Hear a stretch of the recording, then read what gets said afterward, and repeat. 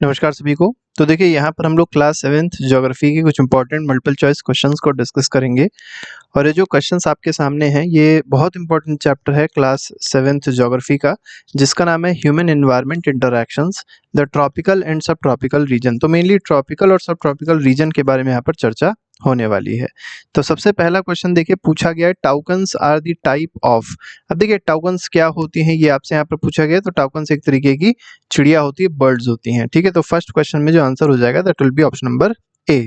अगले सवाल पे आते हैं। अगला सवाल देखते हैं। इसमें देखिए कहा गया मैन्योक इज स्टेपल फूड ऑफ। अब देखिए मैन्योक एक स्टेपल फूड है। आपको बताना है मेनली ये कहाँ पर यूज किया जाता है, कहाँ पर इसको खाया जाता है। तो गंगा बेसिन गलत है, अफ्रीका भी गलत है। इसका सही आंसर क्या है? Amazon basin is the correct answer. ठीक है, तो मैन्योक कहाँ खाया जाता है? तो स्टेपल फूड है किसका? अमेजोन का है। अमेजोन रिवर बेसिन के आसपास जो लोग रहते हैं वहाँ का है। ठीक है, गंगा बेसिन में अगर आप देखेंगे तो स्टेपल फूड में मेनली दो आ जाएंगे, एक व्हीट आ जाएगा और दूसरा क्या आ जाएगा? राइस आ जाएगा। ठीक है, मैन्योक तो सुना भी नहीं होगा, कोई मतलब नहीं है यहाँ पे लगाने का आंसर। क्वेश्चन नंबर थर्ड पे आते हैं। थर्ड में कहा गया Kolkata is located on river. अब देखिए कोलकाता जो है वो किस रिवर पे लोकेटेड है? ये ओरांग होगी। ओरांग एक रिवर है जो मेनली असम में बहती है, वो गलत है, यहाँ पर नहीं होगा। हुगली भी जो सही है इसका आंसर वो हुगली होगा। ठीक है, तो Hooghly is the correct answer. तो कोलकाता किस रिवर के बैंक पे है? हुगली के बैंक पे है। अच्छा, भागीरथी क्या है? तो भागीरथी जो है वो गंगा है एक तरीके से। ठीक है, अलकनंदा जो होती है, अलकनंदा है। ठीक है, और भागीरथी है। ठीक है, इधर से आई अलकनंदा और इधर से आई भागीरथी। जब दोनों मिलती हैं किस पॉइंट पे मिलती हैं? इस पॉइंट को पता होना चाहिए, देव प्रयाग कहते हैं। क्या कहते हैं? देव प्रयाग कहते हैं। ठीक है, प्रयाग नहीं देव प्रयाग कहते हैं। उत्तराखंड में लाई करता है। और इसके बाद जब दोनों का कन्फ्लुएंस हो जाता है तब जनरेट होती है क्या? गंगा। ठीक है, तो गंगा और देव प्रयाग और अलकनंदा क्या होती है? भागीरथी क्या होती है? थोड़ी सी पता होनी चाहिए। ठीक है, तो हम लोग कह सकते हैं कि गंगा का एक पार्ट है क्या? भागीरथी। ठीक है, भागीरथी से ही गंगा जनरेट हो रही है। नेक्स्ट पे आते हैं। क्वेश्चन नंबर फोर्थ में कहा गया देवदार्स एंड फर्स आर दी टाइप ऑफ। अब देखिए ये क्या है? देवदार, आपने पेड़ के बारे में सुना होगा, फर भी एक तरीके का पेड़ होता है। और मेनली अगर आप ये देखेंगे तो माउंटेनियस रीजन से पाए जाते हैं। कहाँ पाए जाते हैं? माउंटेनियस रीजन से पाए जाते हैं, मतलब जहाँ पर अल्टीट्यूड थोड़ा ज्यादा होता है, हाइट थोड़ी सी ज्यादा होती है सी लेवल से। ठीक है, तो ये जो पेड़ हैं कैसे होते हैं? कोनीफेरस ट्रीज हैं। ये कैसे हैं? कोनीफेरस हैं। ठीक है, कोन के शेप में होते हैं इस तरीके के, आपने देखा होगा अगर। ठीक है, कोन के शेप में होते हैं तो कोनीफेरस इसीलिए इनको कहा जाता है। ठीक है, क्वेश्चन नंबर फिफ्थ पे आते हैं। फिफ्थ छूट गया है शायद, चलिए कोई बात नहीं, सिक्स्थ आ गया है सीधे। ठीक है, तो क्वेश्चन 20 क्वेश्चंस देखने 20 हो जाएंगे। सिक्स्थ में देखिए कहा गया Bengal tiger is found in. अब देखिए बंगाल टाइगर कहाँ पाया जाता है ये आपको बताना है। तो देखिए जो गंगा ब्रह्मपुत्र का डेल्टा है, गंगा और ब्रह्मपुत्र का, ठीक है, ब्रह्मपुत्र, ठीक है, इसका जो डेल्टा है उस पे मेनली अगर आप डेल्टाइक रीजन अगर आप देखेंगे तो उस पे बंगाल टाइगर पाया जाता है। और इसको एक और नाम से बुलाया जाता है, रॉयल बंगाल टाइगर भी इसको कहा जाता है, रॉयल बंगाल टाइगर। ठीक है, और टाइगर के लिए आपको पता होना चाहिए कि टाइगर के लिए एक बहुत इंपॉर्टेंट ऑपरेशन स्टार्ट किया गया था, प्रोजेक्ट टाइगर। ठीक है, प्रोजेक्ट टाइगर स्टार्ट किया गया था जिससे टाइगर को कंजर्व किया जाए, बचा जा सके, क्योंकि टाइगर बहुत तेजी से खत्म हो रहे थे। ठीक है, कारण बहुत सारे थे, कई लोग इनको मार भी रहे थे क्योंकि जो खाल होती है बहुत महंगी बिकती है, और भी बहुत सारी चीज़ें होती हैं जिसकी वजह से इनको मारा जा रहा था। तो 1973 में प्रोजेक्ट टाइगर को स्टार्ट किया गया था, याद रखिएगा। ठीक है, नेक्स्ट पे आते हैं, अगला सवाल देखते हैं। क्वेश्चन नंबर 7 में कहा गया which of the following region lies close to the equator between 10 degree north and 10 degree south and is referred to as equatorial region. अब देखिए यहाँ पर बहुत थोड़ा सा आपको घुमाने का क्वेश्चन दिया गया है, थोड़ा सा बड़ा है इसलिए और थोड़ा कठिन हो जाता है। Which of the following region lies very close to the equator. अब देखिए इक्वेटर कैसे, मान लीजिए ये अर्थ है। ठीक है, तो अर्थ को अगर 20 से डिवाइड किया जाए तो जो लाइन बनती है इसको कहते हैं 0 डिग्री, और 0 डिग्री लाइन को ही क्या कहा जाता है? इक्वेटर कहा जाता है। ठीक है, और इसको लैटिट्यूड भी कह सकते हैं, 0 डिग्री लैटिट्यूड, जो लेटी हुई लाइन होती है उसको लैटिट्यूड कहा जाता है। इसके बाद आप देखेंगे तो 23.5 पे क्या होता है? तो 23.5 डिग्री अगर नॉर्थ पे जा रहे हैं आप तो इसको बोलते हैं ट्रॉपिक ऑफ कैंसर। ठीक है, इसके बाद आप देखेंगे 66.5 डिग्री तक चले आइए। ठीक है, तो 66.5 डिग्री। ठीक है, इसी तरीके से अगर आप नीचे पहुंचेंगे तो 23.5 डिग्री साउथ पहुंचेंगे। तो ये जो लाइन है, मतलब इस लैटिट्यूड को क्या कहा जाता है? कैप्रिकॉर्न कहा जाता है। ठीक है। और ट्रॉपिक ऑफ कैंसर और कैप्रिकॉर्न के बीच में जो एरिया पड़ता है इसी को क्या कहते हैं, ट्रॉपिकल जोन मेनली कहा जाता है। टेम्परेट इसके ऊपर पड़ता है, ठीक है। तो यहाँ पर जो आंसर होगा, अब क्योंकि 10 डिग्री नॉर्थ और 10 डिग्री साउथ कहाँ लाई करेगा, तो देख लीजिए ये 23 है, इसका मतलब यहाँ कहीं आपका 10 डिग्री होगा नॉर्थ, और ये आपका हो जाएगा 10 डिग्री साउथ। तो इसको लिख सकते हैं 10 डिग्री नॉर्थ और ये हो जाएगा 10 डिग्री साउथ। देखिए इक्वेटर के बहुत पास में है तो एरिया बहुत ज़्यादा गर्म होगा, तो ये एरिया क्या कहलाएगा, ट्रॉपिकल जोन इसको कहा जाता है। टेम्परेट जोन क्या होता है, तो 23 के ऊपर अगर आप जाएंगे तो टेम्परेट जोन स्टार्ट हो जाता है, ठीक है। चाहे वो नॉर्थ में जाएं और चाहे आप साउथ में जाएं तो टेम्परेट जोन जो है वो स्टार्ट हो जाता है। इसीलिए कहा जाता है इंडिया जो है वो ट्रॉपिकल में भी लाई करता है और टेम्परेट में भी लाई करता है। आर्कटिक कहाँ से स्टार्ट होता है, तो 66.5 के बाद जो है, या इससे पहले मतलब 66.5 से क्या स्टार्ट होएगा, आर्कटिक जोन स्टार्ट हो जाता है, ठीक है। नेक्स्ट पे आते हैं, तो इस 7th क्वेश्चन हो गया। इसके बाद देखिए 8th क्वेश्चन में क्या कहा गया, तो इसका आंसर क्या हो जाएगा, बी ऑप्शन हो जाएगा। Place where a river flow into another body of water is called rivers dash. अब जैसे मान लीजिए अगर कहा जाए, ठीक है, मान लीजिए गंगा की हम लोग बात ले लेते हैं, ठीक है। मान के चलते हैं कि इंडिया का एक छोटा सा रफ फिगर है, इस तरीके का मैप टाइप का है, मान लीजिए यहाँ से गंगा मान लीजिए ओरिजिनेट हो रही है और फिर जाके यहाँ पे गिर रही है। उसके बाद देखिए यहाँ पर बांग्लादेश आ जाता है, यहाँ फिर ब्रह्मपुत्रा से मिलती है और फिर पद्मा इसका नाम, मेघना इसका नाम हो जाता है, फिर जाके यहाँ पे कहीं बांग्लादेश के पास जाके ये गिर जाती है, डेल्टा बना लेती है, ठीक है। तो पूछा क्या गया है कि जिस पॉइंट पे ये गिरती है, ठीक है, उस पॉइंट को क्या कहा जाता है, तो रिवर का माउथ कहते हैं। याद रखिएगा रिवर का माउथ कहा जाता है। तो बी ऑप्शन जो है that will be the correct answer, ठीक है। वही चीज पूछी गई थी कि जब वो मिक्स हो जाएगी दूसरे में जाके, दूसरे का मतलब क्या है, यहाँ पे आपने देखा होगा यहाँ पर क्या होता है, बे ऑफ बंगाल है, ठीक है। अब बे ऑफ बंगाल क्या है, रिवर तो है नहीं, ये क्या है, एक सी है, ठीक है, एक सी है। अब इधर क्या है, इधर अरेबियन सी है, ठीक है। तो गंगा अरेबियन सी में जाके तो मिलती नहीं है, गंगा कहाँ मिलेगी, गंगा मिलती है बे ऑफ बंगाल में। तो देखिए ये रिवर थी और जाके सी से मिल गई, तो जहां पर सी से मिल रही है तो उस पॉइंट को क्या कहा जाता है, मतलब रिवर का माउथ कहा जाता है। अगले पे आते हैं, क्वेश्चन नंबर 9th को देखते हैं। 9th में कहा गया which of the following river basin drains portion of. देखिए आपको बताना है कि जो ड्रेनेज बेसिन है वो ब्राजील में भी हो, पेरू में भी हो, बोलीविया, इक्वाडोर, कोलंबिया, ठीक है, या और छोटा छोटा जो थोड़ा बहुत पार्ट वेनेजुला का है उसमें भी हो। ये आपको बताना है कहाँ पर ऐसी रिवर बेसिन देखने को मिलेगी। तो पहली चीज याद रखिए, ये जो कंट्रीज हैं ये आपको कहाँ पर देखने को मिलेंगे, अफ्रीका में नहीं देखने को मिलेंगे, कहाँ मिलेंगे, साउथ अमेरिका में देखने को मिलेंगे। कहाँ पर, साउथ अमेरिका में आपको ये सारे कंट्रीज देखने को मिलेंगे, ठीक है। और साउथ अमेरिका में ही अगर आप देखेंगे तो अमेजोन ड्रेनेज बेसिन है, तो यहाँ पर ए ऑप्शन सही हो जाएगा।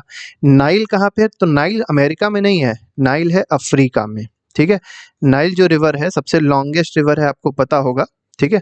सबसे लॉन्गेस्ट रिवर वर्ल्ड की कौन सी है, नाइल है, लेकिन इंडिया की अगर पूछी जाए तो गंगा हो जाएगी, ठीक है। मिसिसिपी कहाँ पड़ती है, तो मिसिसिपी अगर आप देखेंगे तो नॉर्थ अफ्रीका की रिवर है, ठीक है। पूरा ड्रेनेज सिस्टम है ये, लेकिन मिसिसिपी मिसौरी रिवर्स हैं तो उसी का ही पार्ट है, ड्रेनेज सिस्टम का पार्ट है ये एक मिसिसिपी रिवर। तो इसका जो ड्रेनेज सिस्टम है वो कहाँ पड़ता है, नॉर्थ अफ्रीका में, ठीक है। तो नॉर्थ अफ्रीका जैसे कनाडा हो गया, यूएसए हो गया, ये सब कंट्रीज आती हैं उसमें, तो ये कोई मतलब नहीं है। इसका आंसर हो जाएगा option number A. Question number 9th के बाद 10th पे आते हैं। Tributaries are small rivers that join the main river. अब जैसे मान लीजिए गंगा आ रही है, अब इसमें से इस तरीके से एक ट्रिब्यूटरी आके मिली, ठीक है। तो ये क्या होगी, मान लीजिए यमुना है ये, और जिस पॉइंट को मिलती है उसको क्या कहते हैं, प्रयाग कहते हैं, प्रयागराज अब कहते हैं उसको, पहले इलाहाबाद कहते हैं, संगम जिसको कहा जाता है, ठीक है। तो अब जो गंगा है मेन रिवर हो गई, और जो यमुना है वो क्या हो जाएगी, गंगा की ट्रिब्यूटरी हो जाएगी, ठीक है। तो tributaries are small rivers that join the main river, बिल्कुल सही बात है। तो मेन रिवर गंगा हो गई, और ट्रिब्यूटरी हमेशा याद रखिएगा मेन रिवर से छोटी होती है, कभी बड़ी नहीं हो सकती। स्टेटमेंट 2 में क्या कहा गया, the main river along with all its tributaries that drain an area from a river basin or the catchment area। अब देखिए मेन रिवर के साथ साथ अब जितनी बीच में ट्रिब्यूटरीज होती है, जैसे मान लीजिए बहुत सारी ऐसी ट्रिब्यूटरीज होती हैं जो लेफ्ट से आके मिलती हैं, और कुछ ऐसी ट्रिब्यूटरीज होंगी जो राइट से आके मिलेंगी गंगा में। तो ये जो पूरा एरिया बन रहा है, ठीक है, ट्रिब्यूटरीज और मेन रिवर को बना के, ठीक है, उसके साथ साथ बाकी और जो ट्रिब्यूटरीज हैं उसको मिला के जो पूरा एरिया बनता है उसको रिवर बेसिन भी कहते हैं, और उसी को कैचमेंट एरिया भी कहा जाता है। बात बिल्कुल सही है। तो यहाँ पर अगर देखा जाए तो दोनों स्टेटमेंट सही है, तो बोथ 1 and 2 आर करेक्ट हो जाएगा। C option is correct of question number 10th। Which of the following river basin is largest river basin in the world. अब देखिए लार्जेस्ट रिवर नहीं पूछी, अब देखिए लार्जेस्ट रिवर बेसिन पूछा जा रहा है। अगर लॉन्गेस्ट रिवर पूछते, जैसे क्वेश्चन को थोड़ा सा बदला जाएगा, तो लॉन्गेस्ट रिवर अगर पूछते वर्ल्ड की तो हमारे पास आता आंसर नाइल, और नाइल कहाँ पर है, अफ्रीका में है, ठीक है। और इसका अगर पूछा जाए माउथ नाइल का कहाँ पर है, तो आप अगर मेडिटेरेनियन सी को देखेंगे वहां पर इसका माउथ है इजिप्ट के जस्ट ऊपर, ठीक है। लेकिन यहाँ पर क्या पूछा गया, लार्जेस्ट रिवर बेसिन पूछी गई है। तो सबसे बड़ी रिवर बेसिन या लार्जेस्ट रिवर भी पूछी जाती है, लार्जेस्ट रिवर बेसिन पूछी जाएगी तो क्या लगाएंगे आप, अमेजोन लगाएंगे। और अमेजोन में ही अमेजोन फॉरेस्ट पाए जाते हैं, याद रखिएगा। और इसी को लंग्स ऑफ अर्थ कहा जाता है। क्या कहा जाता है, लंग्स ऑफ अर्थ भी कहा जाता है, क्योंकि इससे बहुत ज़्यादा ऑक्सीजन रिलीज होती है और कार्बन डाइऑक्साइड को ये क्या करता है, एब्जॉर्ब करता है, इसीलिए इसको क्या बोलते हैं, लंग्स ऑफ अर्थ बोला जाता है अमेजोन रेन फॉरेस्ट को। क्वेश्चन नंबर 12 पे आते हैं। इसमें कहा गया Amazon basin stretches directly on the dash and is characterized by hot and wet climate throughout the year. अब देखिए अमेजोन बेसिन अगर आप देखेंगे तो कहाँ पे लाई करती है, ये मेनली आपसे इस क्वेश्चन में पूछा गया है। तो अमेजोन बेसिन अगर आप देखेंगे तो ये इक्वेटर पे मेनली लाई करती है। और इक्वेटर पे क्या होता है कि सूरज की जो किरणें होती हैं वो बहुत मतलब इंटेंस होती हैं, जिसकी वजह से क्या होता है यहाँ पर हमेशा क्योंकि वाटर है तो वाटर इवेपोरेट होगा, क्योंकि सूरज की जब किरणें पड़ेंगी, सोलर एनर्जी जब आएगी तो तुरंत वाटर इवेपोरेट होने लग जाएगा। और वो वाटर इवेपोरेट होके क्या फॉर्म कर देगा, बादल फॉर्म कर देगा। और जैसे ही बादल बनेंगे फिर बरसात हो जाएगी यहाँ पर। तो इसी वजह से यहाँ पर अगर आप देखेंगे तो बारिश अक्सर हुआ करती है और साथ ही साथ चिपचिपी वाली गर्मी बहुत ज़्यादा होती है। तो इसीलिए बोला गया हॉट वेदर होता है और साथ ही साथ वेट क्लाइमेट भी यहाँ पर देखा जाता है। तो ये कहाँ पड़ता है, इक्वेटर में। और यही एक वजह भी है कि जो ये सब नेशंस होते हैं यहाँ पर बीमारियां भी बहुत ज़्यादा होती हैं, ठीक है। तो जो भी कंट्री इक्वेटर पे लाई करेगी, याद रखिएगा वो कंट्री हमेशा बीमार भी रहेगी, ठीक है। नेक्स्ट पे आते हैं, क्वेश्चन नंबर 13 देखिए क्या कह रहा है। Bromeliads are special plants that store. अब ये जो ब्रोमीलियाड्स होते हैं ये क्या होते हैं, एक तरीके के प्लांट्स हैं। ये क्या स्टोर कर लेते हैं अपने लीव्स में, तो वाटर स्टोर कर लेते हैं अपने लीव्स में। और यही वाटर फिर कौन यूज़ करता है, तो जैसे एनिमल्स हो गए, फ्रॉग्स इन वाटर को या इन लीव्स को यूज़ करते हैं और अपने अंडे इसी में दे देते हैं। तो यहाँ पर ए ऑप्शन सही हो जाएगा, ये आपको पता होना चाहिए। क्वेश्चन नंबर 14 पे आते हैं। देखिए 14 में बहुत अच्छी चीज़ दी गई है, स्लैश एंड बर्न, जो एक टाइप का शिफ्टिंग कल्टीवेशन भी कहते हैं इसको, is a way of cultivating land where farmers clear a piece of land by slashing और कटिंग डाउन ट्रीज और बुशेस। बिल्कुल सही बात दी गई। होता क्या है, देखिए यहाँ पर जो भी पेड़ वेड़ लगे होते हैं तो उसको क्या किया जाता है, पहले काट दिया जाता है। और जब काटा गया पेड़ तो क्या करते हैं, इस एरिया को, जितने भी पेड़ यहाँ पर गिरे तो उनको सूखने देते हैं, फिर उसको जला देते हैं। तो क्या होता है, ये जो एरिया है वो कल्टीवेबल लैंड बन जाएगा। अब पेड़ जब खत्म हो गए, पेड़ जब नष्ट हो गए तो और जला भी दिए गए, तो मिट्टी में क्या हो गया, एक तरीके से राख पहुंच गई, तो थोड़ी बहुत मिट्टी की फर्टिलिटी भी आ गई मिट्टी में। और सारे पेड़ खत्म हो गए तो धूप भी अब आसानी से आ जाएगी, तो यहाँ पे आसानी से खेती की जा सकती है, ठीक है। तो इस कल्टीवेशन को क्या कहा जाता है, slash and burn type of cultivation है, इसको शिफ्टिंग कल्टीवेशन भी कहते हैं। और इंडिया में अगर आप देखेंगे तो नॉर्थ ईस्ट इंडिया जो है, ठीक है, नॉर्थ ईस्ट इंडिया जो है यहाँ पर अभी भी शिफ्टिंग कल्टीवेशन प्रैक्टिस होता है। इसी वजह से जो नॉर्थ ईस्टर्न स्टेट्स है वहाँ पर अगर आप देखेंगे फॉरेस्ट सबसे ज़्यादा हैं, लेकिन सबसे तेज़ी से जो फॉरेस्ट डिप्लीट हो रहे हैं वो भी नॉर्थ ईस्ट इंडिया में ही डिप्लीट हो रहे हैं। तो इसलिए ए ऑप्शन जो है यहाँ पर बिल्कुल सही हो जाएगा, ठीक है। नेक्स्ट पे आते हैं क्वेश्चन नंबर, अच्छा यहाँ पर देखिए रेन फॉरेस्ट के बारे में थोड़ी सी बात कही गई, इसको देख लेते हैं। रेन फॉरेस्ट बहुत ज़्यादा हम लोग को वुड प्रोवाइड करता है और इससे होता क्या है, हाउसेज बनाए जाते हैं। Some families lived in thatched houses shaped like beehives. देखिए यहाँ पर एक थैच्ड हाउस के बारे में दिया गया है, थैच्ड हाउस है और इसका अगर आप स्ट्रक्चर देखेंगे तो जैसे मधुमक्खी का छत्ता होता है उस तरीके का है ये, ठीक है। तो ये किताब में दिया था तो हमने इसको इंक्लूड कर लिया है कि बच्चों को थोड़ा सा समझ में आ जाए। 15th क्वेश्चन देखते हैं क्या कहा गया, the tributaries of river Ganga and Brahmaputra together form the Ganga Brahmaputra basin. अब देखिए गंगा ब्रह्मपुत्रा जो बेसिन बन रहा है वो केवल ना गंगा से बन रहा है ना ब्रह्मपुत्र, दोनों को मिक्स होके ही बन रहा है पूरा बेसिन, ठीक है, इन दी इंडियन सब कॉन्टिनेंट। अब होता क्या है, पहले इस चीज को थोड़ा समझ लीजिए। जैसे मान लीजिए इधर से गंगा आ रही थी ठीक है। ब्रह्मपुत्र आपको पता होगा कहाँ से निकलती है, तिब्बत से निकलती है, अरुणाचल प्रदेश से यू टर्न लेती है नामचा बरुआ के पास से, और फिर अरुणाचल प्रदेश से होते हुए कहाँ चली आती है, बांग्लादेश में आके गिर जाती है। ठीक है, बांग्लादेश में जब ये ब्रह्मपुत्रा जब बांग्लादेश में आती है तो इसका नाम पद्मा हो जाता है, याद रखिएगा इसको, बहुत इंपॉर्टेंट है। और जब गंगा आ रही थी, ठीक है, तो गंगा और पद्मा जब मिली, अब ये गंगा है आपकी, ठीक है, और गंगा और पद्मा जब मिलती हैं तो एक नई रिवर बन जाती है, इसको कह दिया जाता है मेघना, ठीक है, बांग्लादेश में। और यहाँ पर क्या बन जाता है, फिर एक डेल्टा बन जाता है, वो चीज़ आपको थोड़ी सी पता होनी चाहिए। मेनली बांग्लादेश, और बांग्लादेश में अगर आप देखेंगे डेल्टा 66% है और 33% हमारे यहाँ है। ठीक है, The basin lies in the region that is situated between 10 degree north and 30 degree north latitudes। अब देखिए 10 degree north to 30 degree north latitudes के बारे में बात करी गई है, तो ये बेसिन कहाँ पर लोकेटेड है आपको बताना है। ठीक है, तो बेसिन अगर आप देखेंगे तो अगर देखा जाए बहुत ध्यान से, तो देखिए यहाँ पर 10 डिग्री और 30 डिग्री, जैसे भी हमने आपको बताया था, जैसे मान लीजिए ये आपका हो गया इक्वेटर 0 डिग्री, ये मान लीजिए आपका हो गया 10 डिग्री, और ये आपका क्या हो गया, मान लीजिए 23.5 डिग्री, मतलब ट्रॉपिक ऑफ कैंसर। अब देखिए हम लोग जो पहुंचे वो ट्रॉपिक ऑफ कैंसर के भी ऊपर पहुंच गए, लेकिन वो पास में किसके है, ट्रॉपिक मतलब इसके, ये जो आपके पास वाली लाइन दिखाई पड़ रही थी ट्रॉपिक ऑफ कैंसर, उसी के पास में है, ट्रॉपिकल रीजन के पास में है, तो इस रीजन को क्या कहेंगे, सब ट्रॉपिकल रीजन इस रीजन को कहा जाएगा। तो ट्रॉपिकल वो होगा जो इसके पास होगा, इक्वेटर के पास, ठीक है, वो ट्रॉपिकल है। लेकिन जो अगर आप देखेंगे कि यहाँ पे होगा, मतलब जो 23.5 के जस्ट आसपास होगा, तो उसको क्या कहेंगे, सब ट्रॉपिकल कहेंगे। तो यहाँ पर सी ऑप्शन इसलिए सही होगा, ट्रॉपिकल नहीं सही होगा। अगर यही चीज़ दी होती 0 से 10 डिग्री से नॉर्थ तक, तब उसमें हम लोग ट्रॉपिकल लगाते हैं। ठीक है, तो ट्रॉपिकल सब ट्रॉपिकल में थोड़ा कन्फ्यूजन रहता है, लेकिन कन्फ्यूज मत होइएगा, आसान चीज़ है।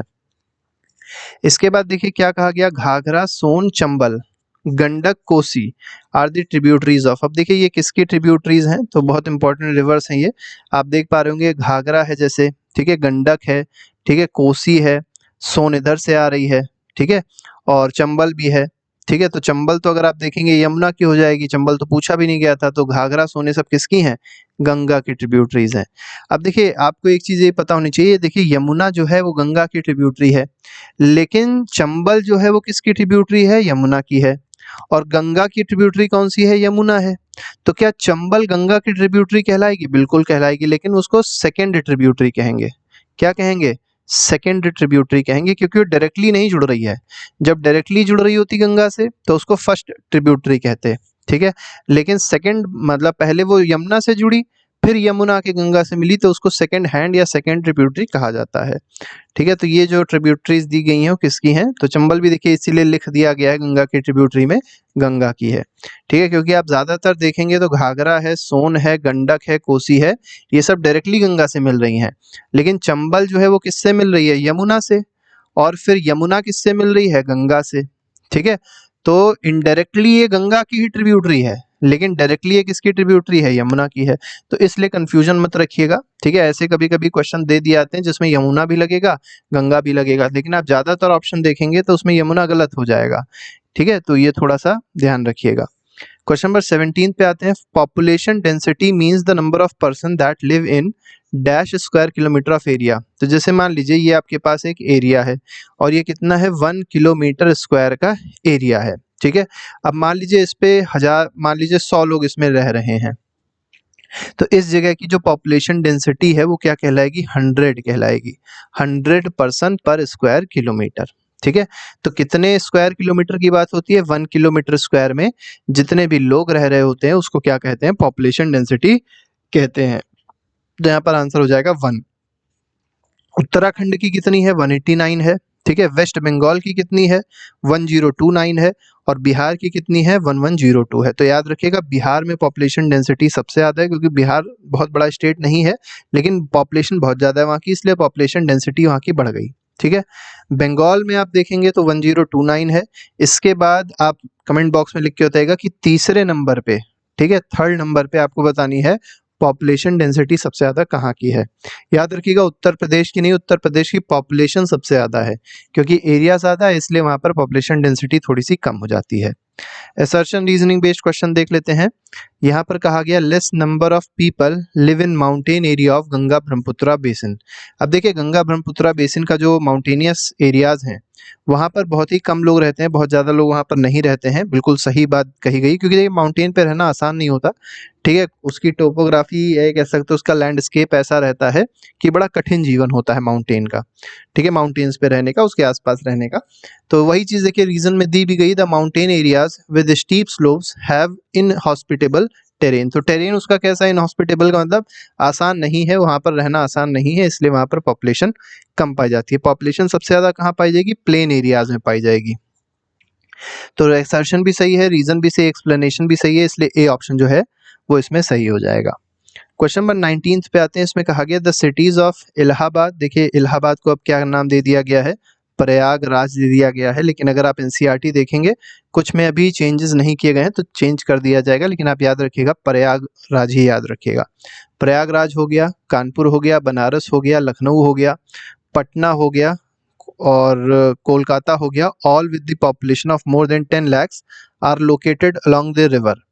अब देखिए यहाँ पर अगर लखनऊ की बात कर दी जाए, तो ये लखनऊ जो है ये तो मेनली गोमती पे है, ठीक है। लखनऊ के पास जो रिवर है वो कौन सी है? गोमती है। लेकिन गोमती भी किसकी ट्रिब्यूटरी है? गंगा की। अभी जैसे हमने आपको एक क्वेश्चन बताया था, सेम वही देखिए यहाँ पर भी आ गया। इलाहाबाद में कौन सी नदी है? गंगा है, ठीक है। कानपुर में कौन सी नदी है? गंगा है। बनारस में कौन सी नदी है? गंगा है। इसी तरीके से पटना में कौन सी नदी है? गंगा है। कोलकाता में हुगली, और फिर से वही ट्रिब्यूटरी है किसकी? गंगा की है, ठीक है। तो यहाँ पर मेन जो आंसर आएगा that will be option number B, that is Ganga, ठीक है। नेक्स्ट पे आते हैं। दो स्टेटमेंट देखिए दिए गए हैं। इसमें कहा गया in fresh waters of river Ganga and river Brahmaputra variety of dolphin locally called susu. अब देखिए यहाँ पर सूसू दिया है, कई बच्चे नहीं समझ पाते सूसू क्या है। तो सूसू याद रखिएगा, डॉल्फिन का एक और नाम है जिसको सूसू कहा जाता है, इसको ब्लाइंड डॉल्फिन भी कहते हैं, ठीक है। और ये कहाँ पाई जाती है? तो बहुत ही फ्रेश वाटर में पाई जाती है, जो कि गंगा और ब्रह्मपुत्रा का रिवर है, फ्रेश वाटर जो है उसमें पाई जाती है। स्टेटमेंट 1 बिल्कुल सही कहा गया है। स्टेटमेंट और याद रखिएगा, नेशनल एक्वेटिक एनिमल भी है भारत का है, नेशनल एक्वेटिक एनिमल है भारत का गंगा डॉल्फिन। और स्टेटमेंट 2 क्या कह रहा है? The presence of susu is an indication of the health of the river. अब देखिए जितनी ज्यादा ये सूसू होगी, अब सूसू का मतलब वाली सूसू ना समझिएगा इसको, सूसू का मतलब ये ऐसी डॉल्फिन, तो गंगा डॉल्फन जितनी ज्यादा होती है उसका मतलब क्या होता है कि हेल्थ ऑफ रिवर उतनी अच्छी होगी। इसका मतलब क्या हुआ कि देखिए अगर ये जो डॉल्फिन होती है ये उसी पानी में सरवाइव कर सकती है जो फ्रेश वाटर होगा, और अगर वाटर फ्रेश है तभी यहाँ पर डॉल्फिन देखने को ज्यादा मिलेंगी। अगर डॉल्फिन मान लीजिए देखने को नहीं मिल रही, इसका मतलब पानी कैसा हो गया? पॉल्यूट हो गया, ठीक है। तो वही चीज यहाँ पर कही गई है, the untreated industrial and urban waste with high amount of chemicals are killing this species. तो मतलब बहुत सारा आपको पता होगा, जैसे कानपुर का रीजन है या आसपास के उत्तर प्रदेश का रीजन है, जहाँ पर क्या होता है बहुत सारे अर्बन वेस्ट केमिकल्स को सीधे गंगा में डंप कर दिया जाता है, जिसकी वजह से गंगा पॉल्यूट हो रही है, और गंगा पॉल्यूट होगी तो डॉल्फिन क्या हो जाएगी? खत्म हो जाएगी। दोनों बातें बिल्कुल सही दी गई हैं। तो यहाँ पर अगर देखा जाए तो both statement of are correct is the correct answer, that is option number C. Next पे आते हैं। देखिए अब आपको पता होगा कि एक स्वच्छ भारत मिशन लॉन्च किया गया था, मेनली भारत में जो गंदगी थी उसको साफ करने के लिए, सैनिटेशन के प्रति लोगों में जागरूकता लाने के लिए लॉन्च किया गया था गांधी जी के बर्थडे के दिन, या कह सकते हैं जयंती के दिन। तो 2 अक्टूबर को आपको ईयर बताना है, तो ईयर है 2014, ठीक है। तो 2014 है, 2014 में स्वच्छ भारत मिशन को लॉन्च किया गया था। यहाँ पर देखिए कहा गया इनकरेक्ट स्टेटमेंट बताना है, तो पहला स्टेटमेंट देखिए क्या कह रहा है, plain area provides the most suitable land for human habitation. बिल्कुल सही है, क्योंकि सॉइल फर्टाइल है, रहना आसान है, इसलिए यहाँ पर पॉपुलेशन ज्यादा देखने को मिलती है प्लेन्स पे। Agriculture is the main occupation of people where flat land is available to grow crop. बिल्कुल सही बात है। अब देखिए जहाँ पर प्लेन एरिया है, जहाँ पर फ्लैट लैंड है, वहाँ आसानी से क्या किया जाएगा? एग्रीकल्चर, आराम से खेती करेंगे, आराम से लोग रहेंगे वहाँ पर। बिल्कुल सही कहा गया है। अब देखिए अगले में क्या कहा गया, the density of population of plains is very low. अब देखिए डेंसिटी ऑफ पॉपुलेशन लो कहाँ होती है? तो वेरी हाई होती है ना, ठीक है। अब जब पॉपुलेशन ज्यादा होगी तो डेंसिटी भी तो ज्यादा होगी, ठीक है। तो ये गलत है। मेन क्रॉप इज पैडी, ऐसा ही है, पैडी का मतलब धान कहते हैं, ठीक है। Since cultivation of paddy require sufficient, अब देखिए धान को ही याद रखिएगा, इसी में से चावल निकलता है, तो राइस भी इसको कह सकते हैं। Since cultivation of paddy require sufficient water, बहुत ज्यादा इसमें वाटर की रिक्वायरमेंट होती है, तो ये ऐसे एरियाज में मेनली ग्रो किया जाता है जहां पर अमाउंट ऑफ रेनफॉल क्या होगी? हाई होगी। बात बिल्कुल सही। तो कौन सा गलत स्टेटमेंट है? तो सी ऑप्शन जो है वो इसमें इनकरेक्ट है। बाकी सारे ऑप्शन इसमें सही थे, ये ऑप्शन क्या है? इनकरेक्ट है, ठीक है। लिख देते हैं इनकरेक्ट, जिससे अगर मान लीजिए कोई बच्चा ऐसा है जिसको पीडीएफ चाहिए वो हम लोग से ले सकता है, तो उसमें ये चीज़ आपको मिल जाएगी।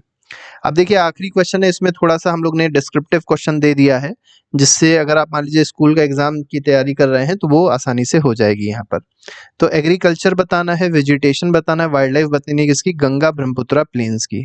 तो अब देखिए गंगा ब्रह्मपुत्रा प्लेन में एग्रीकल्चर अगर देखा जाए क्या क्या होता है एग्रीकल्चर में, तो जैसे वीट हो गया, मेज हो गया, सोरगम हो गया, ग्राम हो गया, मिलेट्स हो गया, तो ये मेनली क्रॉप्स बोए जाते हैं क्योंकि वाटर की रिक्वायरमेंट है। तो कैश क्रॉप्स का मतलब होता है कि जिनको बेच के तुरंत पैसा कमाया जा सकता है। तो जैसे शुगर केन हो गया, ये कैश क्रॉप है, और दूसरा जूट है, ये भी एक कैश क्रॉप है जो बोया जाता है। बनाना का प्लांटेशन भी किया जाता है कुछ जगहों पे। वेस्ट बंगाल और असम की बात अगर करी जाए, तो जैसे वेस्ट बंगाल में आपने सुना होगा दार्जिलिंग का नाम बहुत ज़्यादा फेमस है, तो टी प्लांटेशन होती है। याद रखिएगा, टी के लिए एसिडिक सॉइल चाहिए होती है, ठीक है। और वाटर ऐसी जगह ये टी उगता है जहाँ पर वाटर ना जमे, ठीक है। तो कैल्शियम की मात्रा भी कम होनी चाहिए सॉइल में, ये भी बहुत इंपॉर्टेंट इसकी एक कंडीशन होती है, क्योंकि कैल्शियम क्या करता है, वाटर को अब्जॉर्ब कर लेता है। तो ऐसी मिट्टी जिसमें कैल्शियम नहीं होगा उसमें ही चाय की खेती हो सकती है। इसके बाद सिल्क की बात अगर करी जाए, तो सिल्क में क्या है, तो कल्टीवेशन किया जाता है सिल्क वर्म के थ्रू, मेनली अब बिहार में और असम में। सिल्क भी आप देखेंगे तो टसार सिल्क, मलबरी स्किल सिल्क, 2-3 तरीके की सिल्क भारत में पाई जाती है। वेजिटेशन की बात कर लेते हैं, तो जैसे माउंटेन और हिल की बात करें, तो यहाँ पर जो वेजिटेशन होती है वो टेरेस फार्मिंग होती है, मतलब जीने बना दिए जाते हैं और जीने पे फार्मिंग होती है, तो उसको टेरेस फार्मिंग कहते हैं। Vegetation cover of the area vary according to their type of landform. अब जैसे मान लीजिए कोई एरिया प्लेन्स का है तो यहाँ पे वेजिटेशन अलग तरीके की होगी, माउंटेनियस रीजन है तो वहाँ पर वेजिटेशन अलग तरीके की होगी, बिल्कुल ठीक है। इसके बाद कहा गया Ganga Brahmaputra plain tropical deciduous trees mainly यहाँ पर ग्रो होते हैं, जिसमें टीक हो गया, साल हो गया, पीपल हो गया, तो ये सब कैसे ट्रीज हैं, तो ट्रॉपिकल डेसिडुअस ट्रीज है। डेसिडुअस का मतलब ये होता है कि जिनकी पत्तियां मेनली अगर आप देखेंगे पतझड़ में झड़ जाती है, ठीक है। नेक्स्ट पे आते हैं, इसमें देखिए क्या एवरग्रीन क्या होते हैं, एवरग्रीन वो होते हैं इनकी पत्तियां कभी नहीं झड़ती। Terrace are build on steep slopes, आपको बताया था अगर मान लीजिए स्लोप बहुत ज़्यादा स्टीप है तो क्या करते हैं, टेरेस बना देते हैं, ठीक है, जिससे फ्लैट सरफेस हो जाएगा, यहाँ पर आसानी से थोड़ी बहुत खेती करी जा सकती है, जिससे क्रॉप यहाँ पर बोया जा सकता है। Slope is removed so that water does not run of rapidly. अब देखिए अगर मान लीजिए स्लोप है तो मान लीजिए यहाँ पानी बरसा इस जगह पे, तो सारा पानी तुरंत नीचे चला जाएगा, तो जब आपने यहाँ पर टेरेस बना दिया तो पानी धीमे धीमे करके नीचे जाएगा, ठीक है। Thick bamboo grove are common in Brahmaputra plain, तो ब्रह्मपुत्रा प्लेन में क्या बोया जाता है, बैम्बू की खेती बहुत अच्छी खासी होती है। डेल्टा रीजन में मैंग्रोव्स बहुत इंपॉर्टेंट होते हैं, जैसे आप अगर वेस्ट बंगाल देखेंगे तो वेस्ट बंगाल में मैंग्रोव्स की बहुत ज़्यादा लगाए जाते हैं, और मैंग्रोव्स का मेनली ये काम होता है कि अगर मान लीजिए कोस्ट पे साइक्लोन आते हैं, ठीक है, साइक्लोन आते हैं तो उसको रोकने में इनकी बहुत भूमिका होती है, इसलिए मैंग्रोव्स का प्लांटेशन बहुत ज़्यादा जरूरी होता है। उत्तराखंड, सिक्किम, अरुणाचल प्रदेश की बात अगर करी जाए तो यहाँ पर कोनीफेरस ट्रीज बोए जाते हैं, जैसे यहाँ पर पाइन होता है, देवदार होता है, फर होता है, ठीक है, क्योंकि क्लाइमेट यहाँ का कूल होता है, जो स्लोप होता है वो कैसा होता है, स्टीप होता है। वाइल्ड लाइफ की बात करिए कैसे कैसे जानवर यहाँ पाए जाते हैं, तो देखिए जैसे यहाँ पर आपको वन हॉर्न राइनोसोरस बोला गया, इसके लिए काजीरंगा नेशनल पार्क बहुत ज़्यादा फेमस है। काजीरंगा ये कहाँ पर है, ये असम में है, ये इस जानवर के लिए बहुत ज़्यादा फेमस है, और ये ब्रह्मपुत्रा प्लेन पे मेनली पाया था। ब्रह्मपुत्रा प्लेन मतलब वही असम अरुणाचल प्रदेश वाला रीजन वही कहलाएगा। प्लेन्स कहा गया मतलब वहाँ पर पहाड़ ना हो, प्लेन वाला रीजन हो, ठीक है। इन दी डेल्टा एरिया बंगाल टाइगर पाया जाता है, डेल्टा एरिया में क्रोकोडाइल्स पाए जाते हैं, ठीक है। एक्वाटिक लाइफ में अगर आप देखेंगे तो फ्रेश रिवर वाटर में जैसे बिमनी गंगा डॉल्फिन देखा था पाई जाती है। फिश में बहुत इंपॉर्टेंट फिशेज है, जैसे रोहू है, कटला है, हिल्सा है, सब पाई जाती है, ठीक है। फिश और राइस जो है स्टेपल डाइट होती है यहाँ की, जैसे वेस्ट बंगाल में अगर आप देखेंगे तो लोग मछली चावल बहुत खाते हैं, तो वही चीज़ें यहाँ पर बताई गई है आखिरी में। तो इस तरीके से हम लोग ने डिस्कस किया, सारे क्वेश्चंस थे। इसके अलावा और भी बहुत सारे एमसीक्यूज हैं जो पूरा ज्योग्राफी का 6 से लेके 10 तक का और 11 भी हम लोग बना रहे हैं, वो पहले से ही प्लेलिस्ट में लगा दिया गया, आप लोग देख सकते हैं और अपना रिवीजन अच्छे से कर सकते हैं। और अगर आप पीडीएफ लेना चाहते हैं तो उसको बहुत ही कम रेट पे हम लोग प्रोवाइड कर देते हैं, जो आप लोग व्हाट्सएप नंबर पे हम लोग को कॉन्टैक्ट करके पूछ सकते हैं। तो अभी के लिए फिलहाल नहीं, thank you very much, goodbye, जय हिंद।